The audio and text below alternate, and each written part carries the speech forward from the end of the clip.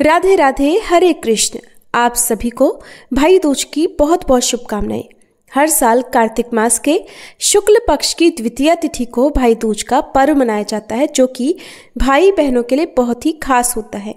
इस दिन बहनें अपने भाई के तिलक कर उनकी लंबी उम्र और तरक्की की कामना करती हैं। साथ ही बहनें अपने भाइयों को प्यार से अपने हाथों से बना हुआ भोजन कराती हैं, तो भाई भी अपनी बहन को आशीर्वाद और भेंट देते हैं।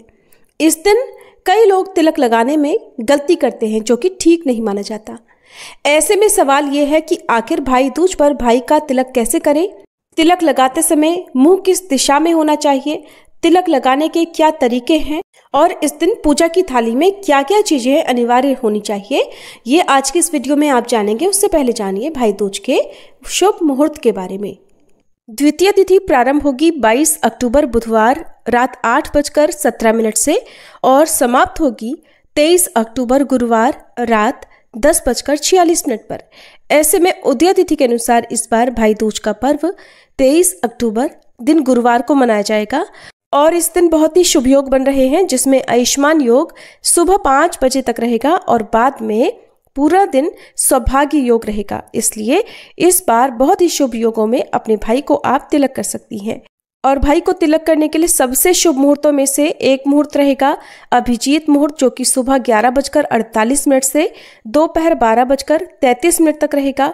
इसके बाद शाम के समय भी आप अपने भाई को तिलक कर सकती हैं। जो बहनें बहुत देर से अपने भाई के पास पहुंचती हैं, वो अमृत काल में यानी शाम 6:56 से 8:44 के बीच में भी तिलक कर सकती हैं। और इस दिन राहु काल दोपहर 1:30 बजे से 3 बजे तक रहेगा। वैसे तो राहु काल के समय में पूजा पाठ या कोई शुभ काम करने से बचना चाहिए, लेकिन इस बार पंचांग में अपने भाई को तिलक करने का जो शुभ मुहूर्त दिया गया है वो दोपहर 1:13 से 3:28 तक दिया गया है। हालांकि इस बीच 1:30 बजे से 3 बजे तक राहु काल भी रहेगा। और जो भी बहनें राहु काल का विचार करती हो, उन्हें राहु काल के समय में तिलक करने से बचना चाहिए।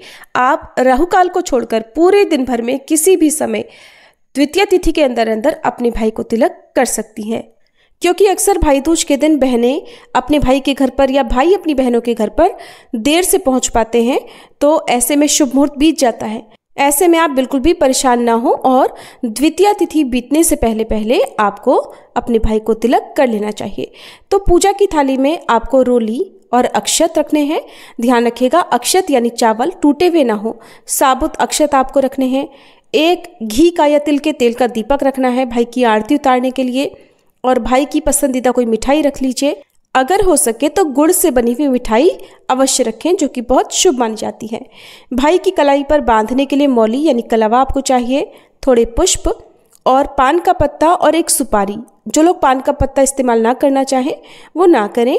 इसके अलावा एक सूखा गोला, एक होता है पानी वाला जटा वाला नारियल, दूसरा होता है सूखा गोला।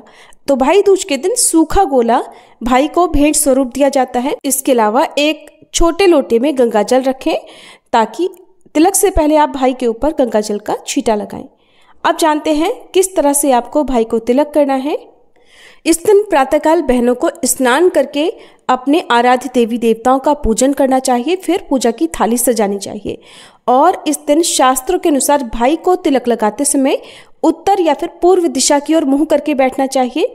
उत्तर दिशा धन और अवसरों की दिशा मानी जाती है।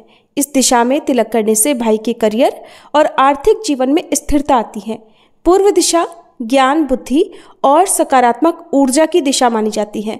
इसलिए पूजा करते समय इन्हीं दोनों दिशाओं का आपको ध्यान रखना चाहिए। खड़े होकर तिलक नहीं लगाना चाहिए। हमेशा भाई को किसी चौकी पर, पीढ़े पर या स्टूल चेयर आदि पर बिठाकर ही तिलक लगाना चाहिए। और भाई के सिर पर आप एक रुमाल जरूर रखें और अपना सिर भी आंचल या चुनरी से ढककर फिर तिलक की तैयारी करें। कुछ जगह पर आज के दिन भाई की हथेली पर, दाहिनी हथेली पर चावल के आटे का घोल बनाकर उसका लेप लगाया जाता है। फिर भाई के हाथ में कुछ दक्षिणा रख दी जाती है और मुट्ठी बंद करवा दी जाती है। इसके बाद तिलक लगाते हैं। लेकिन जहाँ पर ऐसा नहीं होता हो, वहाँ पर सबसे पहले भाई के ऊपर गंगा जल का छींटा लगाने के बाद भाई के माथे पर रोली, अक्षत, कुमकुम का तिलक लगाने के बाद भाई के सिर पर थोड़े पुष्प रखें।